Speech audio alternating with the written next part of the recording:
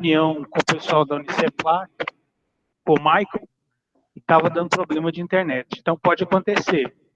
Se acontecer, vocês me falam, ó, não ouvi, volta, vamos acompanhando slide por slide, tá? Então, vamos começar nesse primeiro slide aí, ações nas estruturas de concreto armado. É o próximo item da nossa agenda, né? Vamos começar. Então, o que são ações? Vai mudar um pouco para vocês aqui o conceito de ações. Por que vai mudar? Porque não existem apenas ações diretas. A gente, o leigo, né? O leigo que não estudou isso, acha que a ação é só as cargas diretamente aplicadas na estrutura. Na verdade, não é assim. Existem outros fatores, existem outras situações que geram ações. O conceito é o seguinte: causas que provocam o aparecimento de esforços ou deformações nas estruturas, né?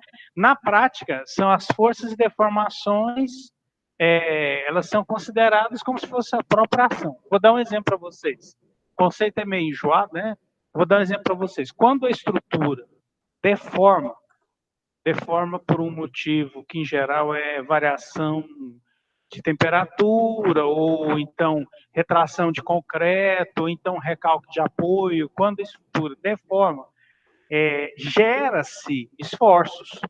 É por isso que, por exemplo, quando uma estrutura trabalha por causa de variação de temperatura, se ela não tiver principalmente junta de dilatação, né, lá em frente à nossa sala, lá nessa placa, tem uma junta de dilatação. Para que serve a junta de dilatação? Serve para absorver esforços. Aí você pergunta, da onde vem os esforços? Da movimentação, da deformação. Então, a deformação gera esforços nas estruturas. Igual se você pegasse uma carga física e carregasse a estrutura com uma carga física.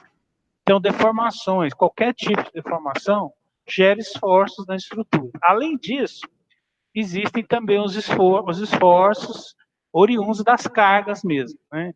Então, vamos seguir os conceitos de acordo com o que a norma fala. Então, ações são coisas externas. A norma define assim. São fenômenos externos à estrutura, externos.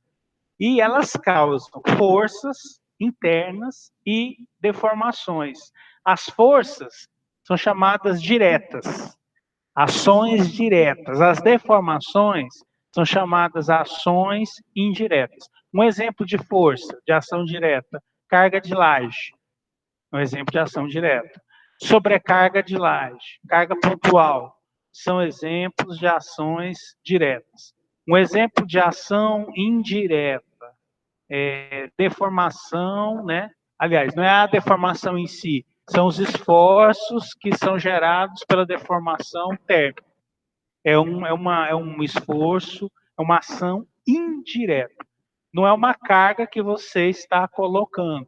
É um fenômeno que gera uma carga. E para o cálculo, você considera tudo como se fosse cálculo, como se fosse carga. Essa questão da variação térmica, que é a mais comum de acontecer em prédio, a gente usa as juntas de dilatação, né? A técnica ela não impede a dilatação térmica.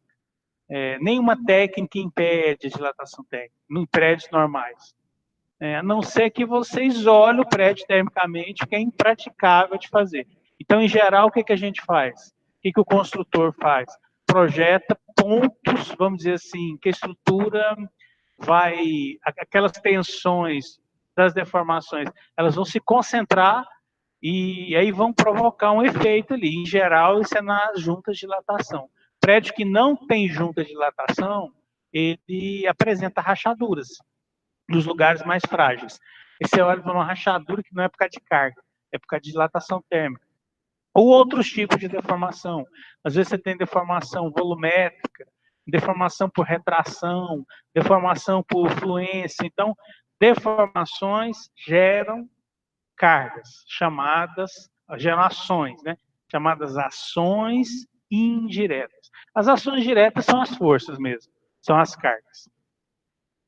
Então, continuando, deformações impostas são aquelas oriundas de variação de temperatura, retração e deformação lenta. Eu vou explicar o que é isso. Fluência do concreto ou recálculos de apoio. Então, vamos explicar cada uma dessas coisas.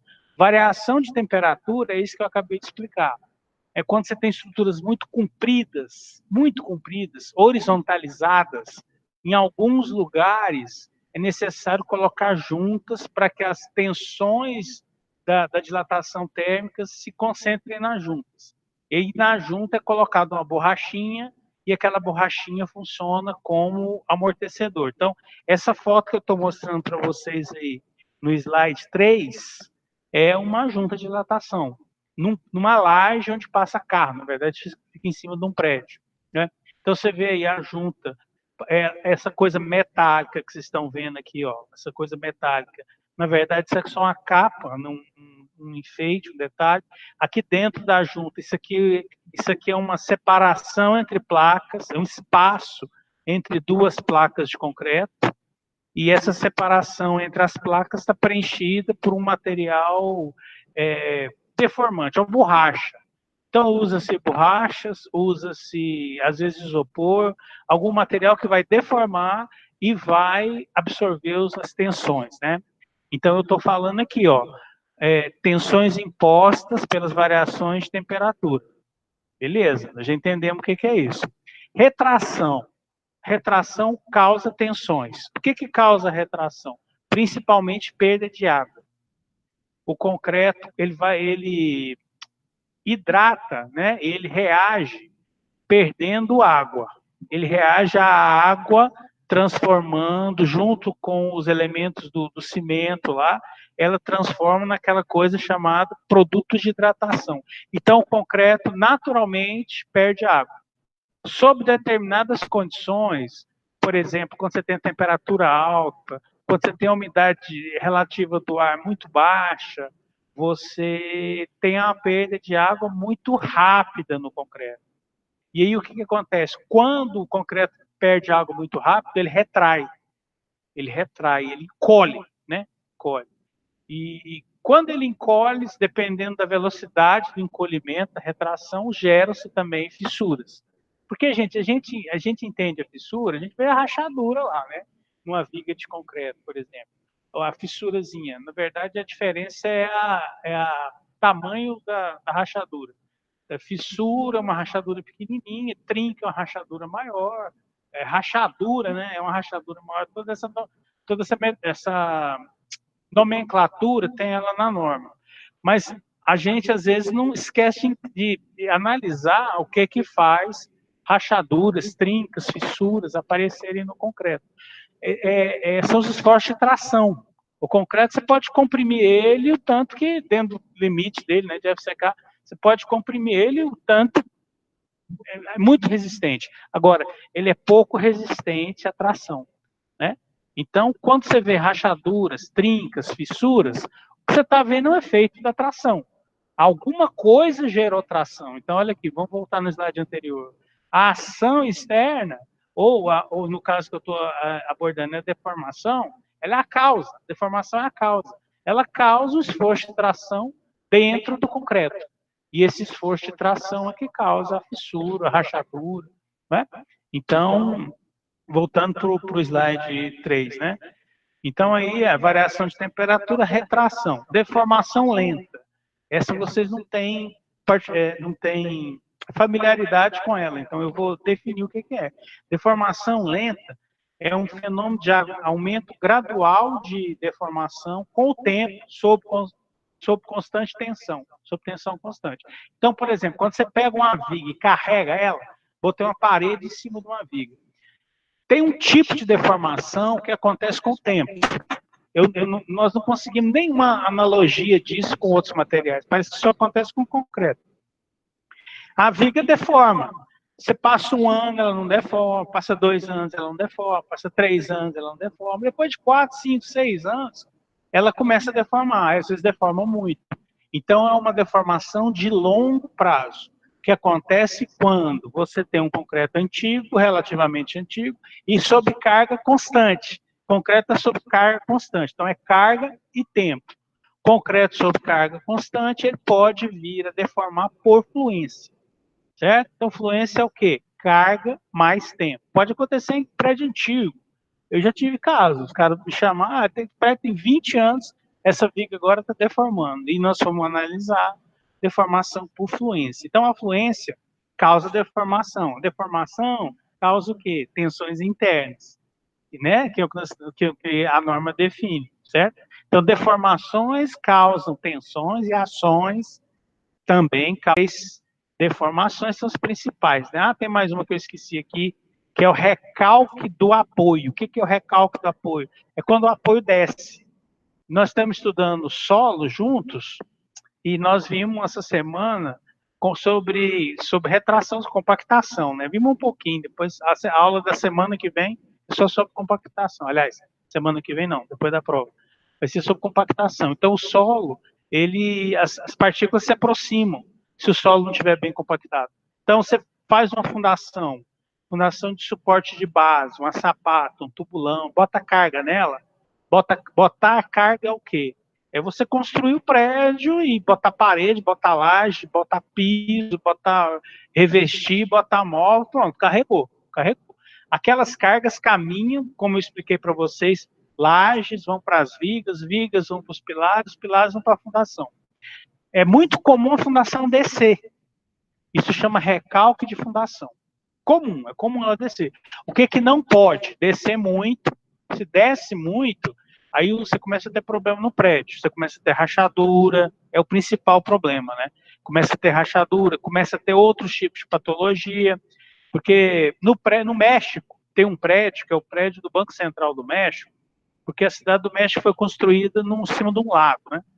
Terreno muito, muito, muito ruim, muito mole, cheio de água, muito saturado. Eles construíram, era a capital asteca. Né? E de 30 em 30 anos, eles acrescentam um degrau na entrada do banco, porque o prédio está descendo. É interessante, você pega a foto do prédio do começo do século, a janela do primeiro andar está tipo assim, 3 metros da calçada. Você pega foto da década de 90, a janela está 1,5 metro da calçada. Quer dizer, que diferença é essa? Porque o prédio está descendo. Ele desce de forma igual. São recalques iguais nas fundações. Pode acontecer o recalque chamado diferencial, que é quando um pilar desce 10 centímetros, o outro pilar desce 2 centímetros. Essa diferença de altura gera tensões. Pensa, uma viga amarrando esses dois pilares. A tendência dela é trincar, é fissurar, né? Por causa de recalque de apoio. Então, esses 4 fatores aí são os conceitos que geram deformações e que a norma ela define deformações como, vamos voltar aqui, ó, são as ações internas, as ações indiretas, tá? Então, aí, ó, gente, vamos explicar um por um aí os tipos de ações. A norma define 3 tipos de ações, do ponto de vista da permanência delas. As ações permanentes, as ações variáveis e as ações excepcionais, tá? Ações permanentes está dividido em permanente direto, permanente e indireto. Permanente direto, peso próprio. O que é peso próprio? Da própria estrutura. A viga tem um peso lá. Você faz uma viga de 10 metros por uma seção 60 por 20, ela pesa, sei lá, mais de 1 tonelada, né? E, então, é o peso próprio dos elementos de concreto. Também isso é considerado em aço e considerado em madeira, né? Outra ação permanente direta, peso dos elementos. Que elementos? Parede, revestimento, piso, móveis, e as cargas algumas cargas que são próprias, né, do prédio que você está calculando, mas que não tem variação, é sempre permanente. E uma outra ação permanente direta é a ação de empuxo. Empuxo, o que é empuxo? Tem a ver com água. Então, quando você tem, por exemplo, um muro de arrimo encostado em solo úmido, você tem uma ação de empuxo da água do solo. O solo causa empuxo. Quando ele está úmido, ele causa mais empuxo ainda.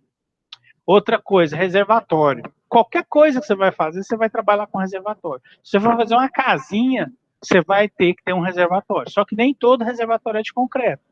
O mais comum é a gente comprar caixas d'água aí de fibra, né, de plástico, com as caixas azul, reservatório azul, e trabalhar com aquele tipo de reservatório, você reforça só a laje, né? Mas pode acontecer de você ter que construir um reservatório de concreto. O Alaí, aqui, peraí, Bruno GR perguntou, vou responder aqui. A borracha passa por toda a camada do concreto? Não, é de 2 a 3 centímetros. Aí você pergunta assim para mim, mas abaixo de 2 centímetros não fissura? Fissura, mas aí não tem problema, ninguém vê. O problema é na superfície.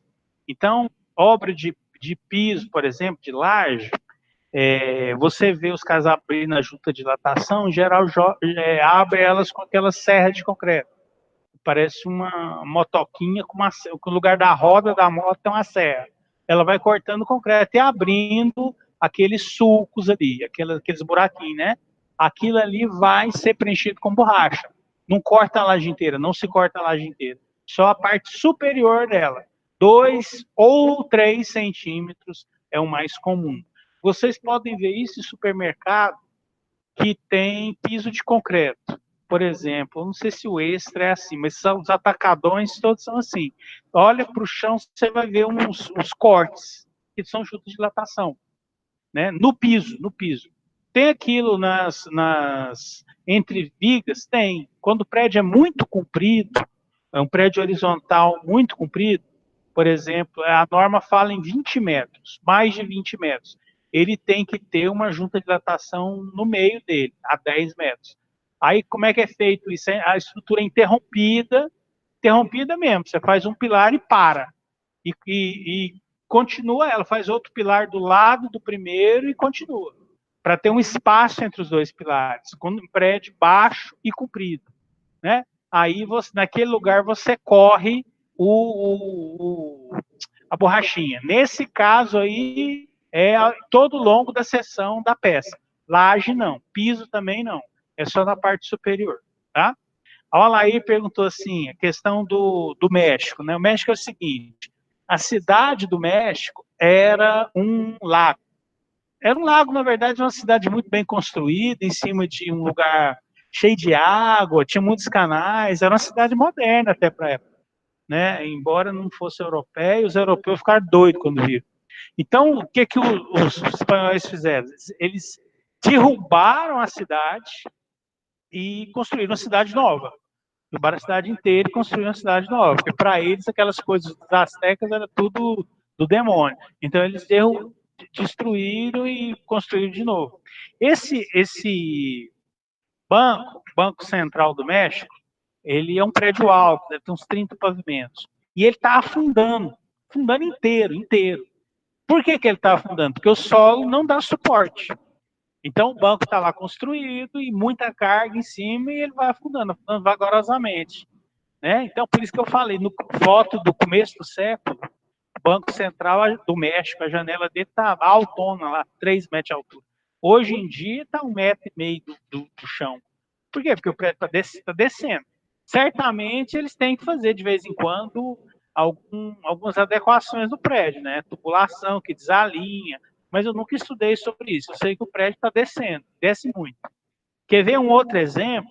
Aquela torre chamada Torre Inclinada de Pisa. Torre que fica, por acaso, fica na cidade de Pisa, na Itália. É torta, é a torre torta. Por que ela é torta? Porque o solo embaixo dela cedeu. É um recalque diferencial. Aí você vai falar assim, mas ela é essa torre do século XIII, por que ela não caiu? Também não sei, filho. Não caiu. E antigamente podia o pessoal subir lá. Hoje em dia não pode. Ela é estaiada, é amarrada. Professor? Oi. Na verdade, refizeram a fundação dela. Hoje é possível entrar em até um certo andar dela. Conta para nós aí, refizeram? Sim, refizeram a fundação dela, durou não sei quantos anos. Pois é, isso eu já não estava sabendo. Obrigado aí pela informação. O fato é que ela entortou por por causa de recalque diferencial. Não foi igual o prédio no México que desceu inteiro. O solo desceu de um lado e o outro lado desceu. Então, o que aconteceu? Ela inclinou. Inclinou é um negócio impressionante. Do ponto de vista da engenharia, que é um negócio impressionante. Um prédio daquela idade.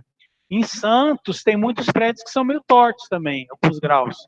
Por quê? Porque desce no terreno, né? Recalca a fundação. E aí o prédio desce. Nós não estamos estudando aqui do ponto de vista do solo, hoje. Nós estamos estudando do ponto de vista do concreto. Quando acontece isso, causa tensões nas peças, nos pilares, nas vigas, nas lajes. Imagina, você tem uma viga com 2 pilares, amarrado em 2 pilares, e um dos pilares desce, o outro não desce. O que vai acontecer com a viga? Você vai causar uma tensão nela de tração, porque um pilar está puxando ela para baixo. Então, você está causando uma tensão de tração. Aí aparece a rachadura, aí aparece, às vezes, a escamação do concreto, aí aparece a armadura, fica exposta, uma série de problemas sérios que acontecem quando existe problema de recalque de fundação.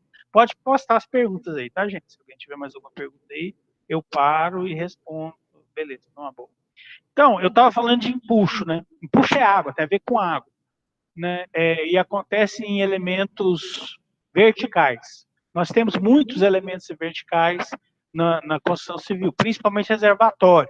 Muro de arrimo também, elemento vertical, tem empuxo. Isso é considerado uma carga permanente direta. Né? Qual que a gente usa? A mais desfavorável. Se você não souber a carga, eu vou botar um piso aqui, eu não sei que piso que vai ser. Usa o pior mais desfavorável.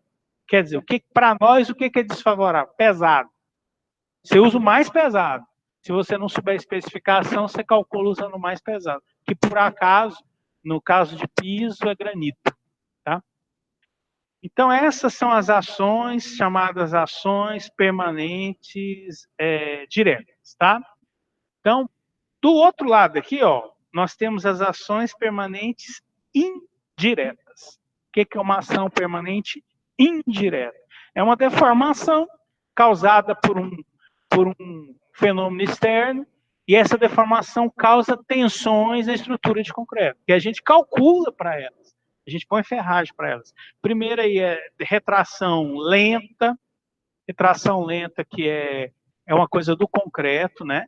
Deformação lenta, que é vinculada à fluência, que eu expliquei, né? Fluência é o quê? Carga mais tempo. Carga contínua mais tempo. O elemento submetido a uma carga contínua por muito tempo. Ele vai entrar em fluência. Ele pode entrar em fluência. Depende do cálculo, né? E, por último, aí, uma ação permanente indireta é o deslocamento de apoio. Por que ela é permanente? Porque não tem como você consertar um deslocamento de apoio. Lá na fundação, você imagina, a fundação desce, como é que você vai fazer com ela? Até que tem, mas se não forem deformações muito grandes, a gente não mexe, o construtor não mexe, tá? Então, ela é considerada pela norma uma ação indireta permanente. Fluência é a mesma coisa de fadiga, Tiago? Não. Fadiga é relacionada com esforço repetitivo. Repetitivo, quer dizer, quando você tem, por exemplo, uma ponte, caminhão passa em cima da ponte, gera uma carga dinâmica, tá? Fadiga tem a ver com carga dinâmica. Então, a carga dinâmica repetitiva causa microfissuração, e essas microfissurações elas podem se juntar e levar o componente a colapso, a ruína. Por exemplo, quem lembra do Ayrton Senna? O Ayrton Senna, o carro dele bateu no muro a 200 km por hora. Depois descobriram que foi porque a barra de direção dele quebrou. Você pode ver a filmagem, o vídeo, que ele entra rachado na curva e vai lá no muro. Descobriram depois que foi por causa de fadiga na barra de direção. Imagina só o esforço, o carro 200 e tantos por hora e o cara jogando no volante para lá e para cá. Ela foi microfissurando, e na verdade aquela barra de direção dele era uma gambiarra, ela era emendada com tubo de titânio, que não deixa de ser uma gambiarra, né? Não era uma peça inteiriça. E aí entrou em fadiga, quebrou na hora que ele estava dirigindo, tá? Então, não é a mesma coisa, não. Fadiga é relacionado com esforço dinâmico repetitivo. Fluência é relacionado com carga estática, mas constante. Você não tira a carga, ela fica lá, tá? Então, eu estava falando, a permanência direta, deslocamento de apoio, a gente considera uma ação permanente direta, né? Indireta, aliás, desculpa. A gente considera uma ação permanente porque não tem jeito de mexer no apoio. Em geral, inviável. Tem um caso em Goiânia, né? Na época eu estudava um prédio que uma fundação dele recalcou, baixou. E aí os caras voltaram lá para o lugar. Mas por quê? Era um prédio novo, um investimento enorme, era um prédio de luxo. Eles acharam melhor arrumar a fundação do que demolir o prédio. E arrumaram como? Cavaram embaixo do pilar. Primeiro escoraram tudo. Cavaram embaixo do pilar, fizeram uma base nova, era um tubulão. Fizeram um tubulão novo, enorme, imenso, e macaquearam o prédio. Por incrível que pareça, a gente acha graça. Meteram macaco hidráulico, tem macaco hidráulico até 200 toneladas, nem sabia disso, mas tem. Ele é o tamanho de uma porta e precisa de motor, de instrumento hidráulico para ele funcionar. E eles meteram esses macacos embaixo do pilar e subiu o pilar, macaqueou o pilar, concretou a fundação. Mas, em geral, não é viável arrumar, não é viável. Nesse caso, é tão atípico que virou notícia no Brasil inteiro, né? Na próxima slide, aí vocês estão vendo aí o efeito de um deslocamento de apoio. Tá vendo? Você tem uma fundação à esquerda que ela está quietinha lá, ela não recalcou.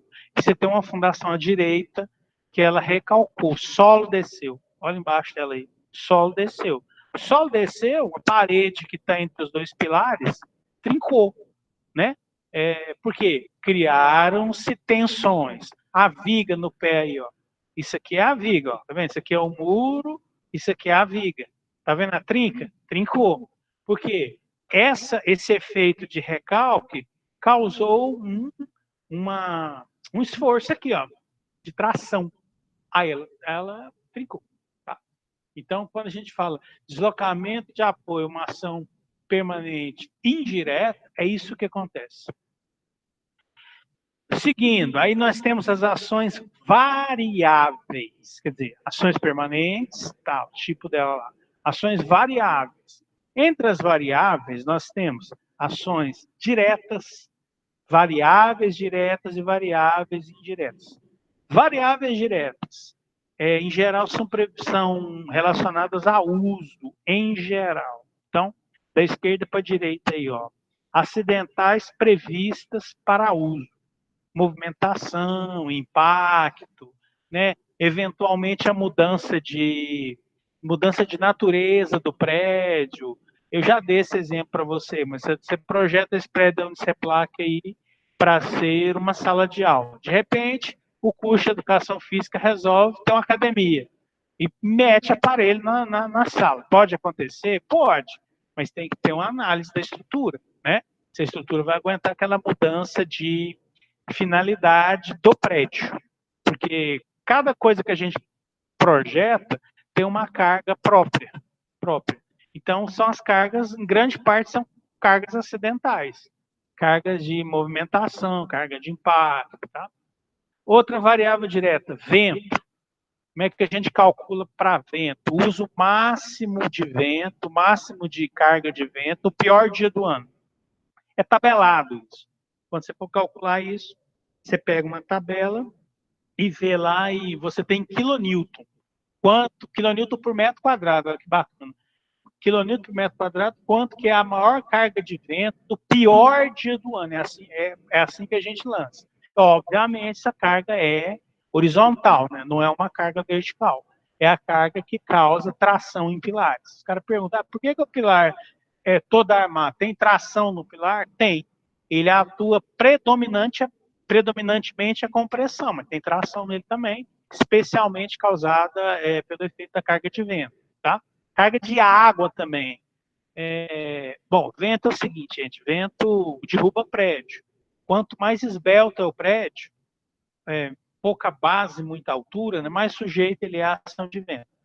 Os prédios que a gente está acostumado aqui em Brasília, pelo menos assim, plano piloto, né, eles são baixos, prédio baixo.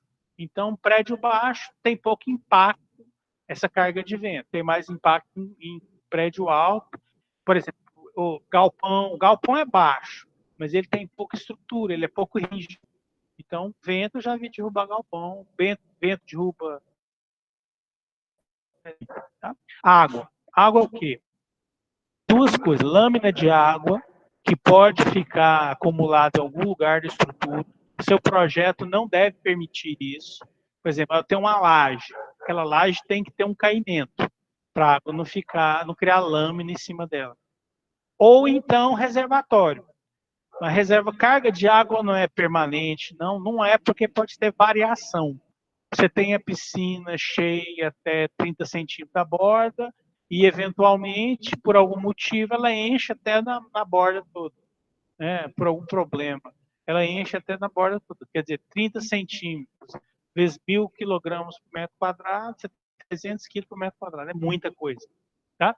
Então, em reservatório ou em lugares que pode se formar lâmina de água. Aí você leva em consideração essa ação aqui, essa ação variável direta. E tem as ações variáveis, que a norma define também, que são durante a construção, que é o quê? Guindaste, elevador, depósito, que não vai ficar ali no prédio, mas eu preciso de ter uma estrutura para que funcionar. Então tem que entrar no cálculo. Por exemplo, aqui onde eu moro, aqui em Taguatinga Sul, estão construindo um prédio, me parece que é uma igreja universal. Dentro do terreno tem 3 guindastes, eu nunca tinha visto isso. Uma obra com 3 guindastes ao mesmo tempo. E o guindaste é uma coisa pesada, você monta ele na estrutura. Então a estrutura tem que estar preparada para isso, é uma carga variável direta durante a construção. Né? Mas depois eu não vou usar, mas durante a construção você vai precisar, então tem que entrar no cálculo. E depósito de material e elevador também. Em geral, o elevador que é usado na obra, ele é amarrado a um elemento estrutural e aquele elemento estrutural tem que ser previsto e tudo isso conta. Tá? Bem, as ações variáveis indiretas, lembrando, né? Ação indireta é o quê? É originária de alguma deformação. Então, são as variações uniformes de temperatura, que é muito raro acontecer. Na verdade, a temperatura variar uniformemente é uma aproximação teórica. O mais comum é essa outra do lado aí, né? Variações não uniformes de temperatura que causam deformações e tensões internas, e outras são as ações dinâmicas. O que é uma ação dinâmica? É uma freagem do caminhão em cima da sua laje. Tá? O caminhão vai frear em cima da minha laje? Se o prédio for um estacionamento, vai. Ponte é frenagem, aceleração, enfim. Aí é interessante que você tem que levar em conta os dois tipos de carga.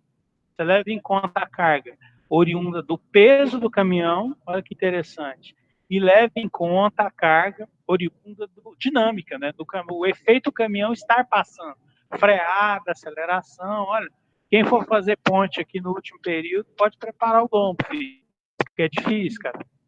Ponte é um trem encardido, tanto que não é toda faculdade que dá essa matéria, porque os caras não conseguem fazer para formar, é difícil demais. Bom, então, essas são as nossas ações variáveis diretas e variáveis indiretas.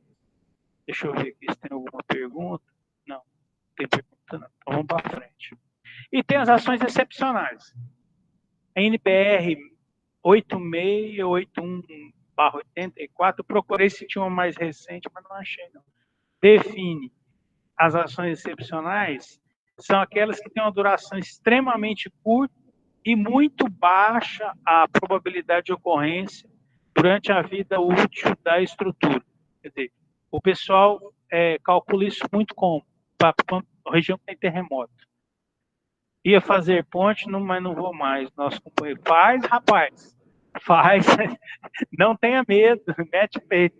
Mas é meio enjoadinho de fazer. Porque assim, se você não fizer ponte, e os outros também, você forma com uma restrição de CREA, entendeu?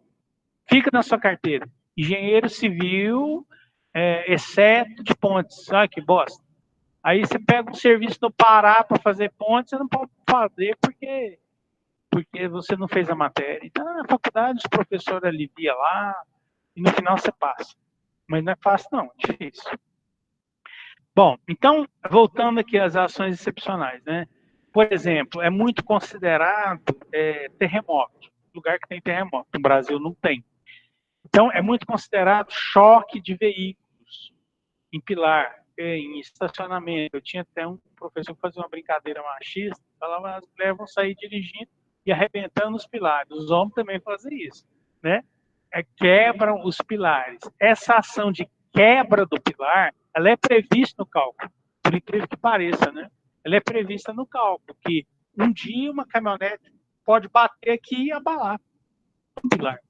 Então, isso é previsto no cálculo. São ações muito rápidas e com probabilidade muito baixa de ocorrência. Mas a norma leva em consideração. No cálculo, a gente leva isso em consideração, tem que levar em consideração. Tá? Beleza, vamos para frente aqui. Então.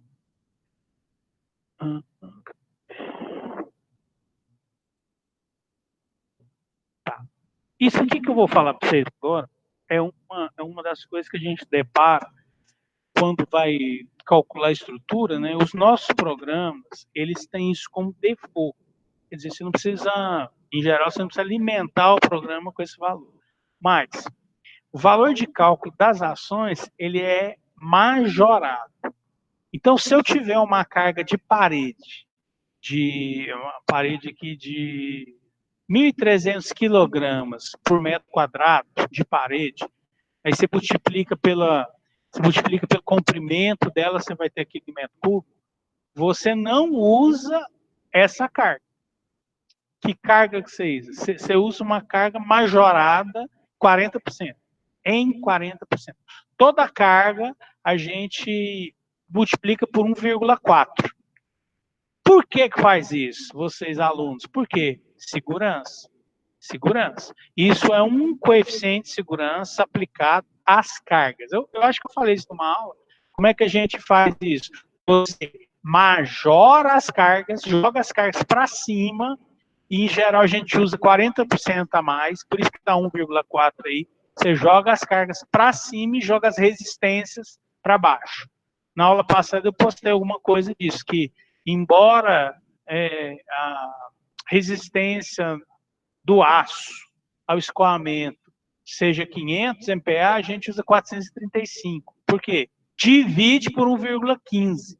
E o concreto a gente divide por 1,4. Né? Porque são resistências. Resistências que diminuem.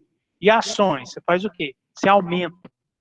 O leigo, o engenheiro que está começando, fala assim, mas isso é uma judiação, né? Mas a norma pede assim. Então, a nossa Bíblia é a norma pede para fazer assim. Né? Então, é por isso que a gente lança esses coeficientes que são muito altos. Eu acho muito alto, mas a norma brasileira é assim, né? A norma americana é pior ainda. Eles pedem mais segurança ainda, quer dizer, os índices são maiores ainda. Então, quando nós vamos fazer conta, cálculo, esse 1,4 aí é o valor de majoração. O Alexandre perguntou se isso está previsto na NBR. Está previsto na NBR, está desse jeito na NBR. Então, está um pouquinho diferente, porque a NBR fala em combinação de ações. Só que esse 1,4 é a combinação mais desfavorável. Desfavorável. Então, em geral, a gente usa a combinação mais desfavorável. Só se for um prédio em condições muito excepcionais, que eu particularmente nunca vi. Então, é por isso que eu já estou botando 1,4. Se você pegar a norma e olhar, você vai ver que eles falam em combinações de ações. E a combinação mais desfavorável gera esse índice aí de 1,4. É a 6118, viu, Thiago? Essa norma é 6118. Para ser mais exata, 6118/2014. Que fala desse assunto especificamente é a NBR 6118/2014, tá? Então veja vocês aí, ó, valores de cálculo que a gente leva em consideração. para dimensionar a peça é o valor característico, quer dizer, o valor de aplicação, vezes 1,4.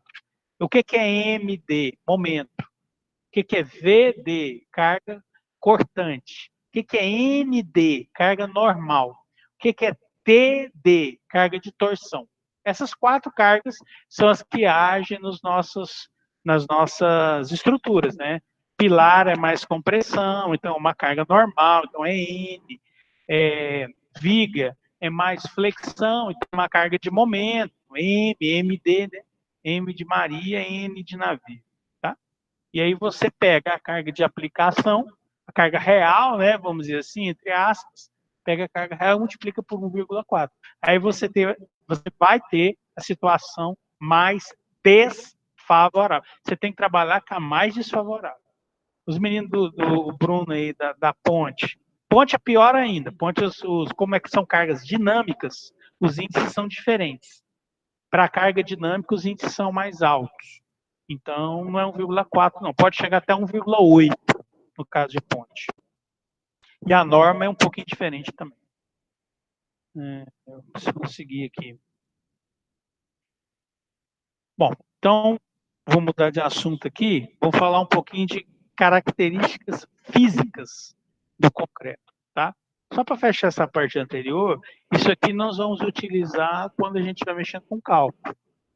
Depois da prova, que a gente vai começar a calcular, você não pode pegar uma carga aplicada e usar o valor seco dela. Você tem que multiplicar por 1,4, que é um coeficiente que a gente usa a favor da segurança, tá? Características físicas do concreto. E aí que a gente tem 2 corpos de prova aqui, que são os corpos de prova que são configurados para ruptura, né? Quais são as características que nós temos que levar em consideração? Primeiro, a massa específica do concreto. Eu dei uma aula com menos detalhe, né, quando eu estava falando de tecnologia do concreto, que existe o concreto leve, o concreto tradicional, o concreto pesado. Esse concreto que nós estamos vendo aqui é o concreto tradicional. Massa específica dele gira em torno de 1.400 quilogramas por metro cúbico. O que significa isso? Para você ter uma noção. Pensa numa caixa d'água. Uma caixa d'água de 1 por 1 por 1. Um cubo, né? É um cubo. De 1 por 1 por 1. Um cubo de 1 por 1 por 1, se você encher ele de água, ele vai pesar 1.000 quilos. Porque a água pesa 1.000 quilos por metro cúbico. Se você encher ele de concreto, ele vai pesar 2.400 quilos. 2.400, né? Então, essa é a massa específica do concreto. Concreto comum. E concreto armado. Concreto armado, você acrescentou o aço, né? Em média, porque tem peça que é menos que isso, tem peça que é mais do que isso. Mas a norma tinha que ter uma média. Em média, 100 quilos por metro cúbico a mais. Então, se você tem o concreto simples, são 2.400 quilos por metro cúbico. Se você tem o concreto armado, são 2.500 quilos por metro cúbico. A gente usa isso até para fazer orçamento. Quer dizer, você vai orçar uma estrutura, você tem assim, você tem a configuração dela, você tem viga, pilar, mas você não tem como você furar a estrutura para levantar o que tem de ferragem, né? Se a estrutura estiver pronta, se estiver levantando o preço dela. Ou, se você está fazendo um orçamento prévio, você não tem detalhamento de ferragem. Então, você usa o quê? 100 quilos por metro cúbico de concreto. 100 quilos de aço por metro cúbico de concreto. Isso impacta no peso, né? Vai de 2.400 para 2.500. Resistência à compressão. Tem muita coisa para falar para vocês sobre resistência à compressão. Por quê? Porque é o teste mais importante que é feito. O teste mais importante que é feito para concreto é, vamos dizer assim, a variável mais representativa é a resistência à compressão. Então, vamos seguir no slide. Eu estou no slide 11. Vamos seguindo aí. No Brasil, a resistência à compressão dos concretos é avaliada por meio de corpos de prova cilíndricos.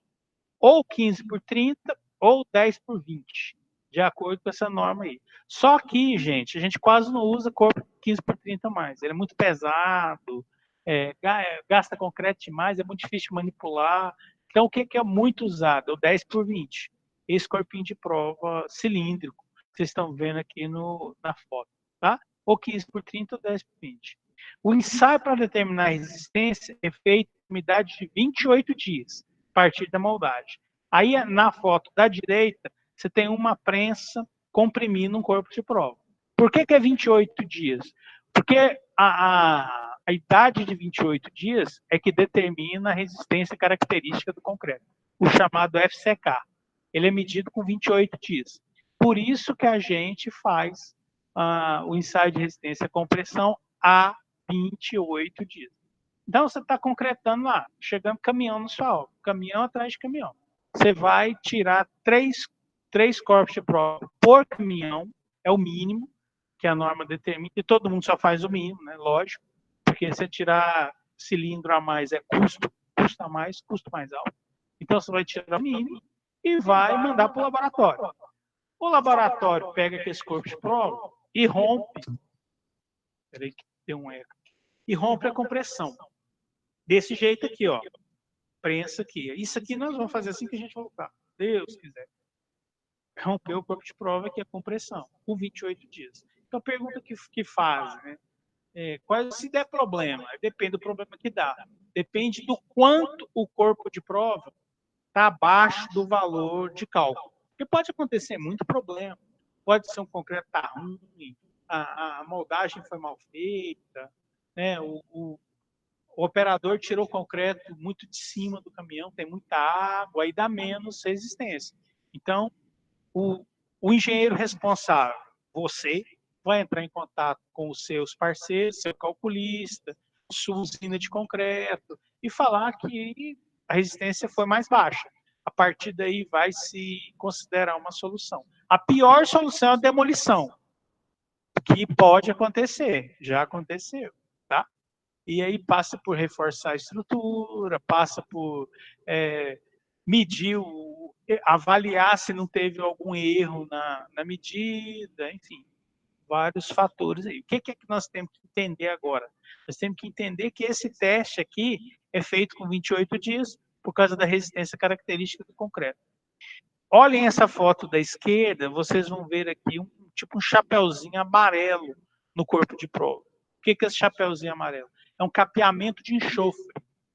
Para ser feita a ruptura, as faces do corpo de prova têm que estar perfeitamente planas. Então, você consegue a planicidade de duas formas. Ou lixando, né, que a gente chama de retificar, pega o concreto circular e corta um pedacinho de meio centímetro, bem plano mesmo, ou então faz esse chapeuzinho aí de enxofre, que é pouco usado hoje, porque o enxofre é muito tóxico, né? Os caras não gostam de fazer isso. Então, o laboratório, em geral, pega o corpo de prova e retifica. Lixa a cabeça dele, lixa a parte de baixo dele, e assim consegue-se a planicidade requerida para fazer o teste de resistência à compressão. O 28 dias, gente, não esquece, o 28 dias, por que é 28 dias? Porque é o valor da resistência característica. Com 28 dias, ele tem que dar a sua resistência característica ou mais. Resistência característica ou mais. Eu vou falar disso hoje. O ideal não é dar resistência característica. Vou falar daqui a pouquinho. Tá? Mas o que você tem que lembrar aí é 28 dias. Por quê? Porque com 28 dias, a resistência característica tem sido atingida. Isso que é 28 dias. Bem, peraí, deixa eu ver se alguém perguntou aqui alguma coisa. Peraí, já vou acessar a pergunta aqui, Thiago. Tá perguntando. Se você pegar esse corpo de prova, rompe, e dá menor que o FCK, como eu sei que não é aqueles 5% que fica com a resistência, sim, como eu sei que não é aquele 5% que fica com a resistência menor que o FCK. Não, ele está no 5%, que fica com a resistência menor que o FCK, sabe? Só que dependendo da variação, você não pode aceitar. Se ficar muito abaixo, se é um 5% que está muito abaixo, você não pode aceitar. O que acontece muito? Acontece dar assim, 22, 23, que já está ruim, não é um concreto bom. Porque com 28 dias ele tem que estar 25, 26, 27, como eu postei na aula passada, né? É o FCK mais 1,65 vezes o desvio padrão. Desvio padrão é 3, 4, como é que é? 3, 4, 5 MPa, dependendo da qualidade do concreto, forma como foi feito o concreto. Né? Então, ele está, sim, dentro dos 5% da curva estatística, mas mesmo assim a gente não deve aceitar, tá? Não deve aceitar. E outra coisa também, Thiago, são 3 corpos de prova. Se você rompeu os 3, deu os 3 abaixo do seu FCK, aí é um sinal que o concreto todo está ruim. Agora, se você rompeu os 3, deu um só abaixo, aí você pode considerar que seu lote não está todo perdido. Na verdade, é feita uma média, sabe? E essa média ela tem que dar acima do FCK. Você não considera um corpo de prova só, considera os 3. Esse trem é meio ruim da gente entender, porque envolve estatística, né, cara? Aí você só tem que lembrar, assim, que na média dos 3 não pode dar muito abaixo do FCK. Até 15%, o coeficiente de segurança engole aquilo, até 15%. Abaixo de 15%, você já tem que começar a tomar providência. E a primeira providência é consultar o calculista, para ver se a resistência que deu, o concreto, o projeto aceita. Bom, a resistência de compressão, esse conceito é novo, esse conceito que eu vou falar para vocês agora, divide os concretos nas classes 1 e 2, tá? Então, isso não está na 6118, não está na 6118, está nessa norma aqui, 8953/92. Os concretos são designados pela letra C, seguido do valor da resistência característica, expressa em MPa. Lembrando, o que é resistência característica? Lembra daquelas 3 palavrinhas, 3 letrinhas, F, C, K. Resistência característica é o FCK, tá? Então, a norma 8953 define com classes 1, classe 2. Classe 1 é também chamado concreto tradicional ou concreto normal. Classe 2 é chamado de CAR, C-A-R, concreto de alta resistência. No Brasil, o que é concreto de alta resistência? Acima de 50 MPa. Ainda, né? Porque hoje em dia as concreteiros fazem 50 MPa com o pé nas costas. Mas acima de 50 MPa é considerado concreto de alta resistência. Nós vamos fazer na semana de engenharia, nós vamos fazer um concurso de concreto. Vocês até estão convidados a participar, porque vocês que estão fazendo concreto, né? Nós vamos fazer um concurso concreto, vamos ver o que dá mais resistência. E aí os grupos vão passar uma bibliografia para vocês pesquisarem, para ver como é que faz concreto de alta resistência. Mas o que é concreto de alta resistência? De acordo com a norma brasileira, mais de 50 MPa. Mais de 50 MPa é concreto de alta resistência. Menos de 50 MPa é concreto tradicional ou concreto normal. C1, C2. Lembra daquela tabelinha da norma? C25, C30. Aqui, aí eu botei para lembrar, né? Porque na aula passada eu fiz. Eu deixo os slides. Como é que fala, gente? Com áudio. Então não teve jeito de vocês tirarem dúvida, né? Então eu botei aqui para repetir. O FCK, Thiago, que me fez a pergunta, o FCK ele tem que dar. Deixa eu permitir um camarada entrar aqui, o Alejandro. A resistência média, FCM, é resistência média. Esse M é de resistência média. Média de quê? Dos 3 corpos de prova que você tirou e rompeu. Essa resistência, ela tem que dar maior que o FCK. Tem que dar maior. Então, se você calculou um concreto para 25 MPa, ele tem que dar 26, 27, 28. Concreto e concreteiro, em geral, dá quanto? 25,5, 26. Por quê? Porque se eles errarem, eles gastam semente mais. Então, em geral, os caras trabalham só com FCK.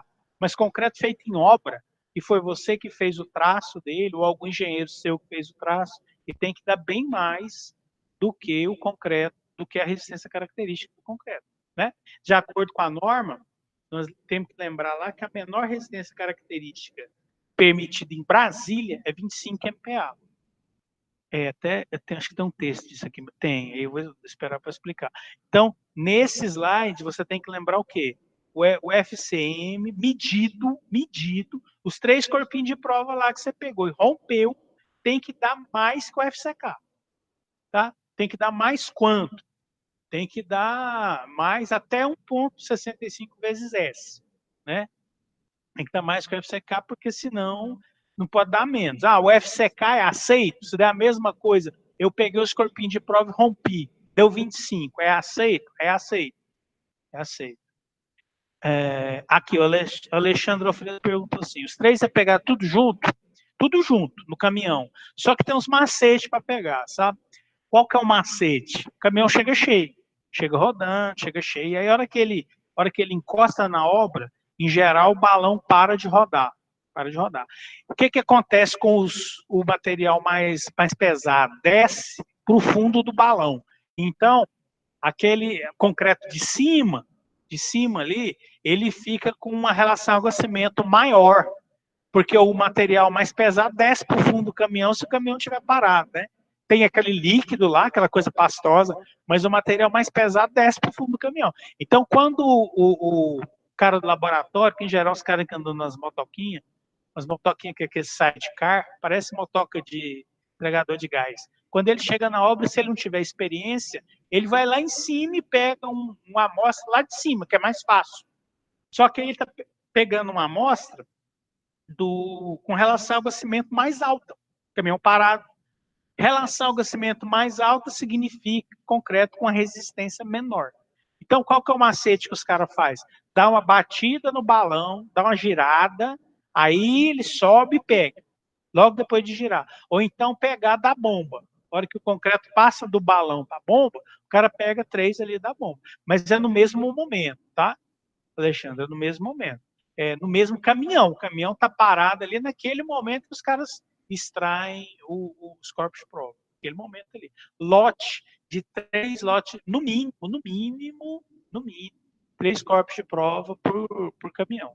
Às vezes tem obra que o controle de concreto é muito restrito, é muito alto. Por exemplo, quando vai ter concreto aparente, que é um inferno de fazer. Quando vai ter piso de concreto, que é difícil de fazer. Precisa de um acabamento superficial muito bom. Aí os caras tiram mais de 3. Tá? Aí tem um contrato lá com a concreteira que não vai ser só 3 caminhões, 3 corpos de prova, vai ser mais. Aí é 6, é 9, sempre de 3 em 3. O que eu vi mais foi 9. 9 do aeroporto de Goiânia, que tinha uma parte lá de um concreto muito ferrado lá, tinha que ter um controle tecnológico muito alto, e aí os caras tiravam 9 e rompia os 9. E fazia a média, né? Então, vamos voltar aqui, galera, ó. Prestem atenção nisso. Seu FCM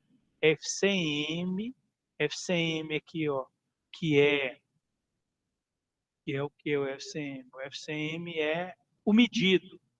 FCM é o medido. Vou jogar para trás. O seu FCM tem que ser maior que o seu FCK. Ou no mínimo igual. Na verdade, aqui eu tinha que ter colocado maior ou igual.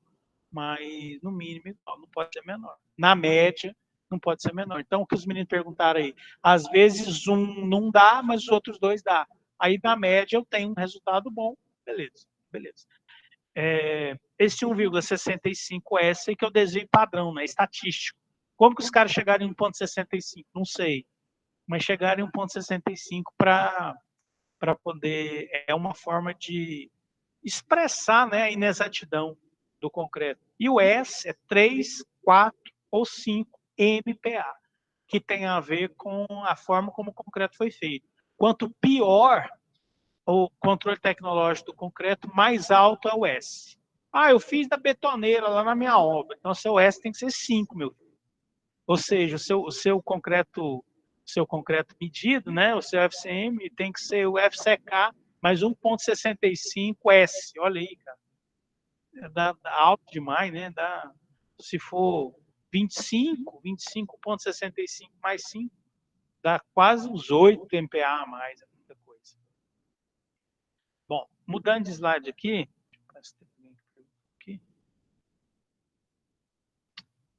Pessoal, tá falhando o áudio? Tá cortando?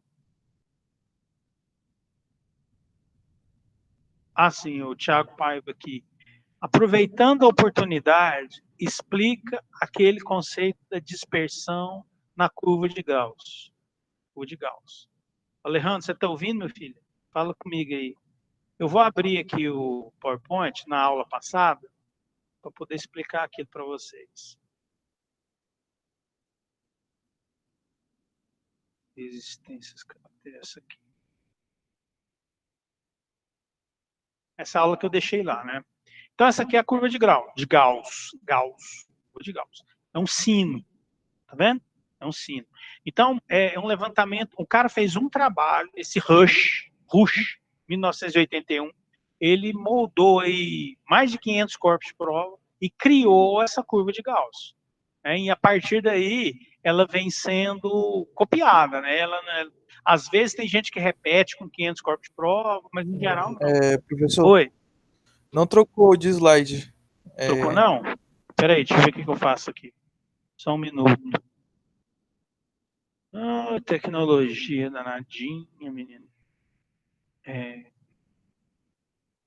Só um minuto aí, galera. Deixa eu parar. Vou parar a apresentação. Vou aproveitar para parar a gravação, porque senão o vídeo fica longe demais. Vou interromper, salvar, depois eu começo de novo. Isso, interromper.